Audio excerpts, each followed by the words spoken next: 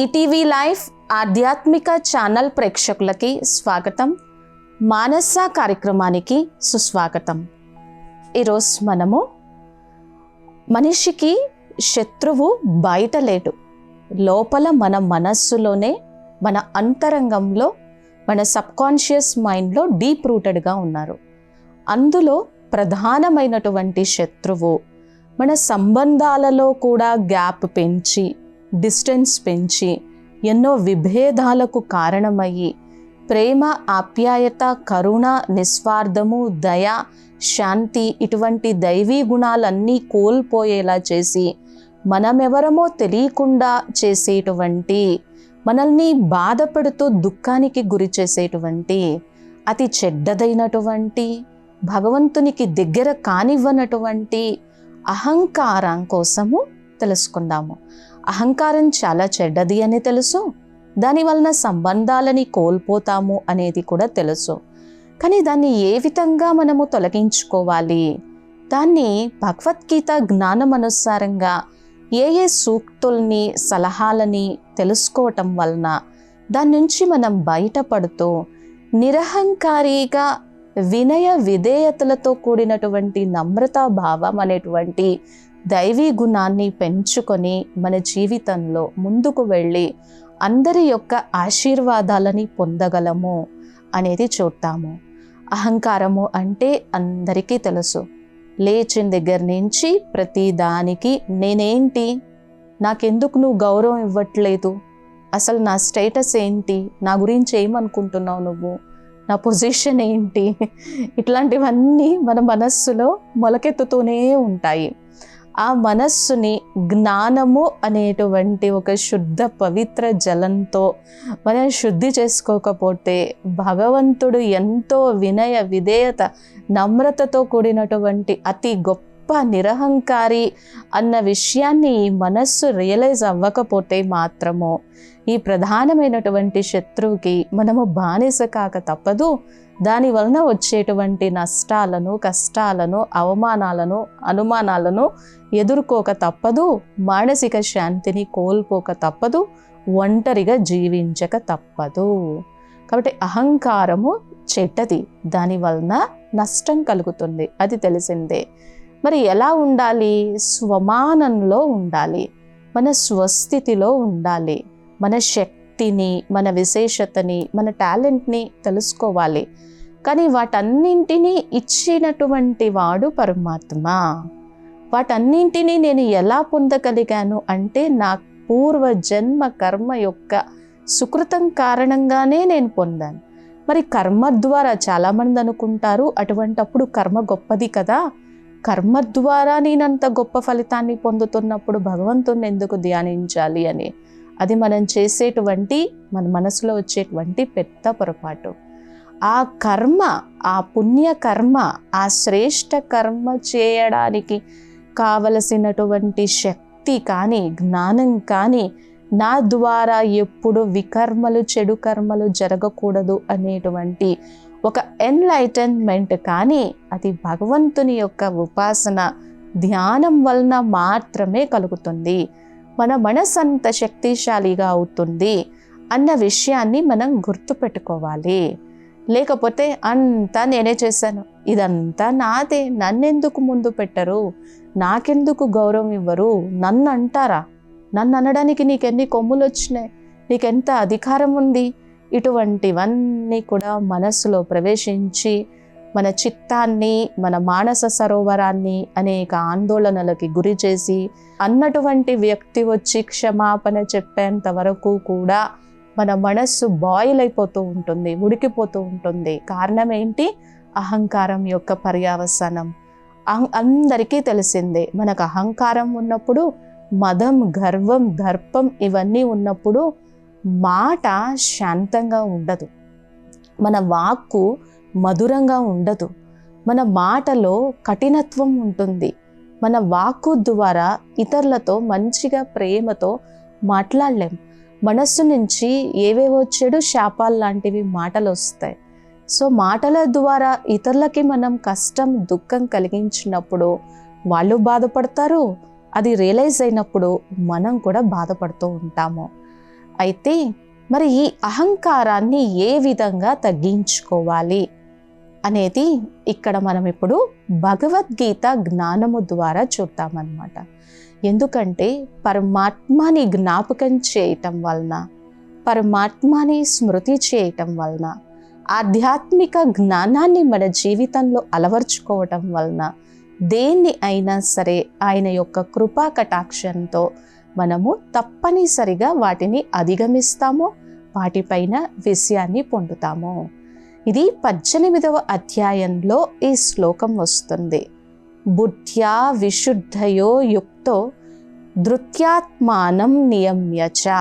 బుద్ధ్యా విశుద్ధయో యుక్తః ధృత్యాత్మానం నియమ్య చ. శబ్దాదీన్ విషయాన్ త్వక్త్వా రాగద్వేషౌ వ్యుదస్య చ.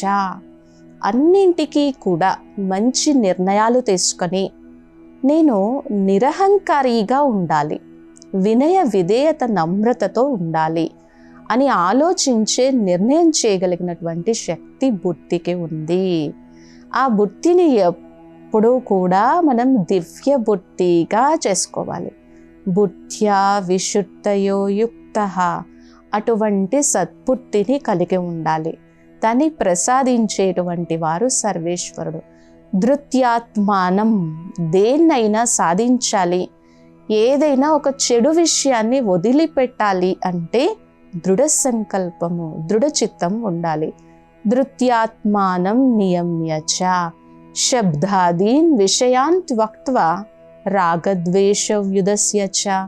అంటే మన మనస్సు అనేది అన్ని విషయాలని శబ్ద, స్పర్శ, రూప, రస, గంధం అంటే ఈ సెన్స్ ఆర్గాన్స్, ఈ కర్మేంద్రియాల ద్వారా ఇన్ఫర్మేషన్ తీసుకుంటుంది. నీవు కాదు, వీటన్నింటి నుంచి నీ మనసుని డిటాచ్ చెయ్యి. రాగద్వేషాలను కొన్ని క్షణాల కోసం వదిలిపెట్టు, అవి అహంకారం నుంచే ఉత్పన్నమవుతున్నాయి అన్న విషయాన్ని, సత్యాన్ని తెలుసుకో. ఈ విషయం అర్థమైన తర్వాత వివక్త సేవీ లఘువాసి యత్ వాక్కాయ మానసః ధ్యాన యోగ పరో నిత్యం వైరాగ్యం సముపాశ్రిత. ఇవన్నీ విన్నప్పుడు ఎప్పుడు కూడా మనం భయపడకూడదు. అరే ఇవి నేను ఎప్పుడు నేర్చుకోవాలి, నేను ఎప్పుడు సాధించాలి అని. మనకి శ్రద్ధ ఉండాలి, పరమాత్మ శక్తి తోడు ఉండాలి, కానీ అన్నీ సాధ్యమే. వివక్త సేవీ లఘువాసి యత్ వాక్కాయ మానసః అంటే నీవు కొంచెం సేపు అయినా సరే, రోజు మొత్తంలో కొన్ని క్షణాలైనా సరే నీకు సమయం దొరుకుతుంది కదా, అది ఉదయం అయినా సరే, సాయంత్రం అయినా సరే, ఏకాంతంలో కూర్చొని తక్కువ మాట్లాడాలి, తక్కువగా ఎంత ఈ శరీరానికి అవసరమో అంతే స్వీకరించాలి. ఎక్కువ తింటే ఒబెసిటీ లెవెల్స్ పెరుగుతాయి, అనారోగ్య సమస్యలు వస్తాయి, చదువుకునేటప్పుడు నిద్ర వస్తూ ఉంటుంది, దేని మీద కూడా మనం కాన్సన్ట్రేషన్ చేయలేం. వివక్త సేవీ లఘువాసి యత్ వాక్కాయ మానసపరః. నీ మనస్సుని, నీ మాటని కొద్దిగా నీ స్వాధీనంలోకి తీసుకొని ధ్యాన యోగ పరో నిత్యం వైరాగ్య సముపాశ్రితః. కొన్ని క్షణాల కోసమైనా నీ మనస్సుని కేంద్రీకరించి, పరమాత్మ యందు కేంద్రీకరించి, అరే భగవంతుడు ఎంత అతి గొప్ప, సర్వసాధారణమైనటువంటి, సర్వశక్తులు కలిగినటువంటి, ఈ విశ్వానికి ఎప్పుడూ సేవ చేసేటువంటి, ధర్మాన్ని ఎప్పుడూ స్థాపన చేయాలనుకుంటున్నటువంటి, పరమ పవిత్రమైనటువంటి నిరహంకారి అని ఒక్కసారి నీ మనస్సులో సంకల్పం చేసి ఆ ఈశ్వర తత్వాన్ని తెలుసుకొని ఆ ఈశ్వరునిలో ఉన్నటువంటి నిరహంకారితనాన్ని గుర్తించు. అలాగే ప్రకృతి కూడా ఎంత అహంకారం లేకుండా నిరహంకారంతో సేవ చేస్తుందో ఒక్కసారి నీ బుద్ధి నేత్రంతో తెలుసుకునేటువంటి ప్రయత్నం చేయి. We are all the children of God, everyone knows that, అందరికీ తెలిసిందే. అందుకే త్వమేవ మాతా చ పితా త్వమేవ బంధుశ్చ సఖా త్వమేవ అని గాయనం చేస్తాము. మరి ఆయనలో ఆ క్వాలిటీ, ఆ గుణం, ఆ విశేషత ఉన్నప్పుడు నాలో ఎందుకు ఈ ముళ్ళు లాంటి అహంకారం ఉండి నన్ను నేను గుచ్చుకొని బాధ పెట్టుకుంటూ ఇతరులను ఎందుకు గుచ్చాలి అని నీ మనస్సుతో నువ్వు రియలైజ్ అవ్వు. రియలైజ్ అయ్యి ఈశ్వరుని మీద దృష్టి పెట్టు, కేంద్రీకరించు. అప్పుడేమవుతుంది? అహంకారం, బలం, దర్పం, కామ క్రోధ పరిగ్రహం విముచ్యయ. అప్పుడు మనలో ఉన్నటువంటి నేను నేను నేను అని ప్రతి విషయానికి మొలకెత్తుతూ ఉన్నటువంటి అంతా నేనే చేస్తున్నాను కదా, నేను లేకపోతే అసలు ఇది జరుగుతుందా, నా గొప్పతనాన్ని రియలైజ్ అయ్యి నేను ఎప్పుడు కనిపించినా గౌరవ నమస్కారాలు పెట్టడం నేర్చుకో అనేటువంటి అహంకారం, దర్పం, బలం, మదం ఇటువంటివన్నీ ఈ ధ్యానంతో, ఈ యోగముతో, ఈ యోగాగ్నిలో, ఈ జ్ఞానాగ్నిలో కరిగిపోతాయి. విముచ్య, వదిలిపెట్టడం అనేది సాధ్యమవుతుంది. బ్రహ్మభూయాయ కల్పతే. అప్పుడు పరబ్రహ్మ స్వరూపమైనటువంటి భగవంతుణ్ణి పొందగలవు. ఇవి నీకు నష్టం కలిగిస్తాయి, ఇవి నీకు చాలా నష్టం కలిగిస్తాయి. మన కళ్ళు మూసుకపోతాయి, మనస్సు అజ్ఞానంతో మూసుకొని పోతుంది, సత్యాసత్యాలను గ్రహించలేం, అందరినీ దూరం చేసుకుంటాము, సంబంధాలలో అనుబంధాన్ని, ప్రేమని ఆస్వాదించలేము. నేనెంత నువ్వెంత అనేటువంటి మాటల తూటాలు, బాణాలతో మనల్ని మనం కష్టపెట్టుకుంటూ ఇతరులని కూడా కష్టపెడుతూ ఉంటాము. కాబట్టి ఎప్పుడైతే ఈ విషయాన్ని మనం గుర్తు చేసుకుంటామో ఇవన్నీ కూడా తొలగిపోయి పరబ్రహ్మ స్వరూపాన్ని మనం పొందగలము. సో ఎప్పుడైతే ఈ విషయాలని, ఈ మాటల్ని మనం గుర్తు చేసుకుంటూ ఉంటామో అహంకారం తగ్గుతుంది. ఇంకా అహంకారానికి ప్రధాన కారణం ఏంటి అంటే దేహాభిమానం, ఆత్మజ్ఞానం లేకపోవటం. సో దేహాభిమానం ఏంటి? నేను, నాది, నేను ఎంత టాలెంట్, నాలో ఎన్ని గుణాలు ఉన్నాయి, నేను ఎంత చక్కగా మెయింటైన్ చేయగలను అన్నీ, నాలో ఎన్ని కమ్యూనికేషన్ స్కిల్స్ ఉన్నాయి, నేను ఎంత సేవ చేస్తున్నానో, నేను ఎంత సంపాదిస్తున్నానో, నా దగ్గర ఎంత కోట్ల ధనం ఉంది, నేను ఎంత గొప్ప పదవిలో ఉన్నానో తెలుసా, ఈ పదవిలో, ఈ అధికారంలో ఉన్నప్పుడు నేను ఏమైనా చేయగలను, నాకు అన్నీ సాధ్యమే అని అనుకుని ఎన్నో తప్పుల్ని చేస్తూ తెలియకుండానే పాపాన్ని మూట కట్టుకుంటూ ఉన్నాము. సో విద్య వలన, ధనం వలన, సంపద వలన, జ్ఞానం వలన బాగా సేవ చేస్తున్నాం కాబట్టి సేవాభావం వలన, చాలా అందంగా ఉండటం వలన, ఈరోజు బాగా గ్రాడ్యుయేషన్స్ చేస్తున్నాం, పోస్ట్ గ్రాడ్యుయేషన్స్ చేస్తున్నాం, పెద్ద పెద్ద డిగ్రీస్ సంపాదిస్తున్నాం, పెద్ద పెద్ద పొజిషన్స్లో ఉంటున్నాం, అవసరానికి మించి సౌకర్యాలు, కంఫర్ట్స్, కన్వీనియన్సెస్ అన్నీ పెరిగిపోయాయి, అన్నీ కూడా న్యూక్లియర్ ఫ్యామిలీస్ అయిపోయాయి, అన్ని మిషన్స్తో పనిచేసుకుంటూ ఉన్నాము. కాబట్టి ఇంకా నాకు ఎవ్వరితోనూ ఏం అవసరం లేదు, నేను ఒంటరిగా బ్రతకగలను అని ఒక రకమైనటువంటి భ్రమభ్రాంతిలోకి ప్రస్తుత తరం వెళ్ళిపోతూ ఇంకా లేనిపోని అహంకారాన్ని తెచ్చిపెట్టుకుంటూ ఉంది. కాబట్టి భగవంతుడు ఈ విధంగా బుద్ధ్యా విశుద్ధయో యుక్త ధృత్యాత్మానం నియమ్య చ శబ్దాదీన్ విషయాన్ త్వక్త్వా రాగద్వేష వ్యుదస్య చ వివిక్త సేవీ లఘువాసి యత్ వాక్కాయ మానసః ధ్యాన యోగ పరో నిత్యం వైరాగ్యం సముపాశ్రిత అహంకారం బలం దర్పం కామక్రోధ పరిగ్రహం విముచ్య అని పరమాత్మయే, ఆ సర్వేశ్వరుడే తెలియజేస్తున్నారు. ఇవన్నీ మనం ఒక్క సెకండ్ వీటి మీద మనం కాన్సన్ట్రేషన్ చేయగలిగితే కొండలాగా పెరిగిపోయినటువంటి ఈ అహంకారం నుంచి మనల్ని మనం బయటికి తీసుకొని రాగలం. అయితే ఈ అహంకారము ఏ విధంగా నష్టపరుస్తుంది? దీనికోసము మనము పురాణాలలో ఉన్నటువంటి ఒక చిన్న స్టోరీని చూద్దామన్నమాట. ఒక రాజ్యాన్ని ఒక రాజుగారు పాలన చేస్తూ ఉన్నారు. ఆయన దగ్గర లేని శక్తి కానీ, విశేషత కానీ, ప్రజ్ఞా పాఠవాలు కానీ లేదు. ఆయనకి ఎప్పుడూ అన్నీ కలిసి వస్తూ ఉంటాయి. సో కానీ అన్నీ ఉన్నప్పటికీ ఆయనలో ఒక బలహీనత ఉంది. ఆ బలహీనత ఏంటంటే అహంకారం, చాలా అహంకారం, కళ్ళు నెత్తికెక్కేటువంటి అహంకారం. ఆ అహంకారం కారణంగా ఎవ్వరు ఏం చెప్పినా కానీ రాజ్యం ఇంకా సుభిక్షంగా ఉంటూ ముందుకు వెళ్ళాలి అని డెవలప్ చేయాలనుకున్నప్పుడు ఎవరు ఏ సలహా ఇచ్చినా కానీ వినకపోయేవారు కాదనమాట. ఎందుకంటే అహంకారం ఉన్నప్పుడు అన్నీ నాకే తెలుసు, నువ్వు చెప్తే నేను విని తెలుసుకోవాలా అనేటువంటి భావం ఎక్కువగా ఉంటుంది. ఈ మనసు అంతా కూడా బాగా జ్ఞానంతో నిండి ఉంది. లిస్నింగ్, కమ్యూనికేషన్ స్కిల్స్ అస్సలు ఉండవు ప్రస్తుత నాలెడ్జ్ ప్రకారం. సో ఎవరు ఏ సలహా చెప్పినా కానీ పెడచెవిన పెట్టేవారు. నాకు అన్నీ తెలుసు, నీ గురించి నేను తెలుసుకోవాల్సినటువంటి అవసరమే లేదు అని. దీనివలన రాజ్యము ఎంత ఇంకా డెవలప్ చేయడానికి అవకాశం ఉన్నప్పటికీ అది డెవలప్ కాదు అన్నమాట. కానీ ఎంతటి వాళ్ళైనా సరే ఏదో ఒక రోజు కాలానికి పరిస్థితికి లొంగాల్సిందే కదా.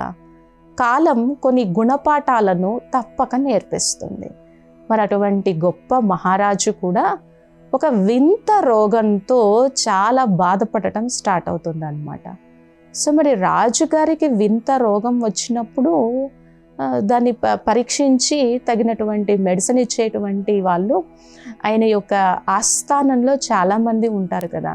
మరి ఆస్థానంలో దగ్గరగా ఉన్నటువంటి రాజుగారికి తెలిసినటువంటి ఎంతోమంది వైద్యులు వచ్చి పరీక్షించి ఈ వింత రోగానికి మా దగ్గర మందు లేదు అని చేతులు ఎత్తేస్తారు. ఈ విషయము రాజుగారి దగ్గర ఉండేటువంటి మహామంత్రికి తెలుస్తుందన్నమాట.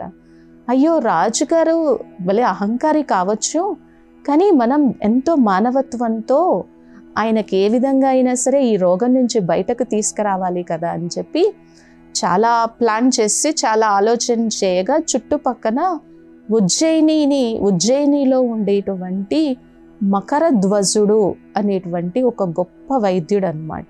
ఊరికే చేయి పట్టుకొని కొన్ని మూలికల యొక్క వైద్యాన్ని ఇచ్చి ఆయన అలా చేయి పట్టుకొని మంచి దృష్టి ఇచ్చి చక్కగా చూస్తే చాలు, ఆయన ఇచ్చేటువంటి మందులతో ఎటువంటి రోగాన్ని అయినా సరే పరిష్కారం చేయగలిగినటువంటి అతి గొప్ప వైద్యుడు. కానీ చాలా నిరహంకారిగా ప్రజాసేవ కోసమే తన జీవితాన్ని అంకితం చేసి భగవంతుని యొక్క ధ్యాసలో ఉండేటువంటి వాడు. ఈ విషయం తెలిసిందనమాట. సో మరి మకరధ్వజుడిని ఏ విధంగా అయినా సరే మన రాజ్యస్థానానికి పిలిపించి మన రాజ్యస్థానంలోనే ఉంచుకొని రాజుగారికి వైద్యం చేయిద్దాము అని అందరూ కూడా ఆలోచన తీసుకోగా మకరధ్వజుడు ఒక మాట చెప్తాడు. ఎవరికైనా సరే వైద్యం కావాలి అని అంటే రాజుగారైనా సరే ఎవరైనా సరే ఇక్కడ ఉజ్జయినికి నా దగ్గరకు రావాల్సిందే అని చెప్పటం జరుగుతుంది. రాజుగారు ఈ మాట విని, నేను ఇంతటి రాజ్యానికి మహారాజుని, ఇంత గొప్ప రాజుని, నేను వెళ్ళి ఒక సామాన్యమైనటువంటి వైద్యుడి దగ్గర నా రోగానికి మందు తీసుకోవటమా, నేను రాను అని చెప్పి గట్టిగా హెచ్చరించటం అవుతుంది. మీరేం చేస్తారో తెలీదు, సామదాన వేద దండోపాయాలన్నీ ఉపయోగించి మకరధ్వజుడు అనేటువంటి వైద్యుడిని మన దగ్గరికే తీసుకొని రండి అని చెప్పి సైనికులని పంపించటం జరుగుతుంది. ఆ స్థానానికి వెళ్ళి చూస్తే మకరధ్వజుడి ముందు అడుగు పెట్టడానికి కూడా ప్లేస్ లేకుండా జనమందరూ కూడా తండోపతండాలుగా ఉండి ఆయన్ని కలవడానికి చాలా టైం పట్టింది. ఇలా రాజుగారికి ఈ విధంగా అనారోగ్యం కలిగింది, నువ్వు రావాల్సిందే అని అంటే, చూసారా ఇంతమంది జనం ఉన్నారు, వీళ్ళందరినీ వదిలిపెట్టి నేను ఎలా రాగలను అని చెప్పటం జరుగుతుంది అన్నమాట. సో అప్పుడు ఏం చేస్తారు అని అంటే, చాలా ప్రయత్నం చేసి కొద్దిగా దండన వేయడం స్టార్ట్ చేస్తే అక్కడ ఉన్నటువంటి ప్రజలందరూ కూడా ఆయన దేహాన్ని శుద్ధి చేసి బుద్ధి చెప్పటం జరుగుతుంది. తరువాత రాజుగారికి రోజుకి అనారోగ్యం పెరుగుతూ చాలా క్షీణించిపోయి ఇక మృత్యుని పొందుతాడేమో అన్నటువంటి అవసాన దశకి వచ్చినప్పుడు ఆయనకి బాగా రియలైజేషన్ కలిగి, ఈ అహంకారము నాకు ఒక ప్రధాన శత్రువుగా మారి నా కళ్ళు కనిపించకుండా నేను ఏ విధమైనటువంటి నిర్ణయం తీసుకోలేకపోతున్నాను అని రియలైజ్ అయ్యి తనకు తానుగా భగవంతుని నుంచి శక్తిని తీసుకొని బయలుదేరి మకరధ్వజుడి దగ్గరికి వచ్చి ఏ రకమైనటువంటి మందులు కావాలో ఆ మందులన్నీ తీసుకొని వేసుకోవటం జరుగుతుంది. మన జీవితంలో కూడా అంతే కదా. కొన్నిసార్లు సంబంధాలని కలుపుకోవలసి వచ్చినప్పుడు, ఆ రోజు నాకు ఇంతలా జరిగింది, నన్ను ఇంతలా హర్ట్ చేశారు, నాకున్నటువంటి సంపదకి ఆస్తికి కూడా ఏ విధంగానూ మ్యాచ్ కారు అని చెప్పి ఎంతసేపటికి ఆ పెయిన్ ఆ సఫరింగ్నే తీసుకుంటాం, కానీ సంబంధాన్ని వదిలిపెడతాం. దానికి ఈరోజు ప్రస్తుతం టెక్నాలజీ పెరిగినటువంటి ఈ సమయంలో కారణమే ఈ సూక్ష్మమైనటువంటి అహంకారం తెలుసుకోలేకపోవటం వల్లనే ఎన్నో రకాల డైవర్స్ ఇష్యూస్ని ఎప్పుడూ లేనంతగా మనం మన సనాతన ధర్మంలో చూస్తున్నాం. ఎందుకంటే ఎప్పుడైతే అహంకారం అనేది పెరిగిపోతుందో అది ఆసురి గుణం కదా. ఆ రావణుడికి అదే చూపిస్తారు కదా. ఆ ఆసురి గుణం వలన ఏమవుతుందంటే దైవీ గుణాలు తగ్గిపోతాయి, దైవీ సంపద తొలగిపోతూ ఉంటుంది. మనము కృతజ్ఞత భావాన్ని కానీ క్షమాభావాన్ని కానీ కలిగి ఉండలేము. అహంకార విమూఢాత్మ కర్తాహమితి మన్యతే ప్రకృతే క్రియమాణాని అని ఉంటుందన్నమాట. అంటే అహంకారం వలన ఏమవుతుంది, నేనే చేస్తున్నాను, ఈ దేహము నాది, ఈ సంపద నాది, ఈ ఆస్తులు నావి, కనిపించేదంతా నాది, నేను లేకపోతే ఏదీ లేదు అనేటువంటి అజ్ఞానపూర్వకమైనటువంటి మాటలు, ఆలోచనలు మన మనస్సుని కప్పివేస్తూ ఉంటాయి. దీనివలన ఎంతో నష్టపోతూ ఉంటాము. మెయిన్ అన్నింటికంటే ముందు మానసిక శాంతి ఉండదు, ఒంటరిగా ఉండాల్సి వస్తుంది. ఎప్పుడైతే మనం ఒంటరిగా ఉంటామో మనసులో ఎన్నో రకాల ఒత్తిడి కలిగించేటువంటి ఆలోచనలు, సంతోషంగా ఉండలేం, అందరితోనూ కలవలేం, ప్రతిదానికి పోస్ట్, పొజిషన్, స్టేటస్ అన్నీ చూసుకుంటూ ఉంటాము.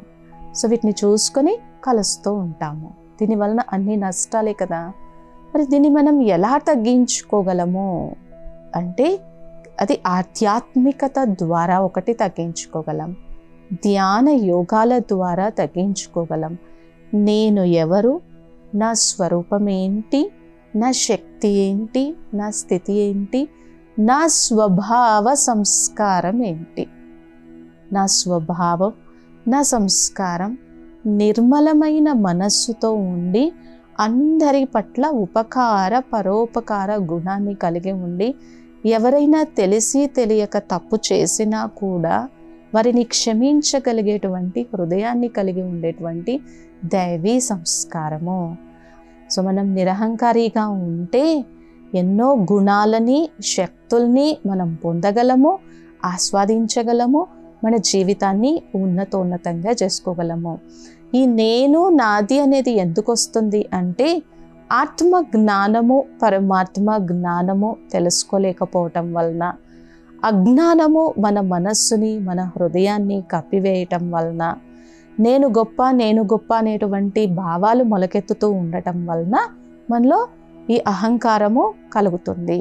సో దీన్ని మనం తగ్గించుకొని ప్రశాంతంగా ఉండాలి అని అంటే పరమాత్మ తెలియజేస్తున్నటువంటి గీతా జ్ఞానము, శక్తి, ఆయన యొక్క ఆశీర్వాదాలు, ధ్యాన మందిరానికి వెళ్తూ కొన్ని క్షణాల కోసమైనా ప్రశాంత వాతావరణంలో ఉంటూ ధ్యానంలో ఉండటం, వీటన్నింటినీ మన జీవితంలో ఫాలో అప్ చేస్తూ అహంకారం వలన వచ్చేటువంటి నష్టాలను ఎప్పుడైతే మనం పూర్తిగా రియలైజ్ అవుతామో అప్పుడు మాత్రమే వీటిని తొలగించుకొని ప్రశాంతంగా ఉండగలం. కాబట్టి గీతా జ్ఞానం ప్రకారము అహంకారము ఎన్ని నష్టాలను తెచ్చిపెడుతుంది, ఏ విధంగా దాన్ని ధ్యాన యోగాల ద్వారా తొలగించుకోవాలి అనేటువంటి ఒక చక్కని అంశాన్ని చూసాము. మరొక చక్కటి అంశంతో తర్వాత ఎపిసోడ్లో కలుద్దాం.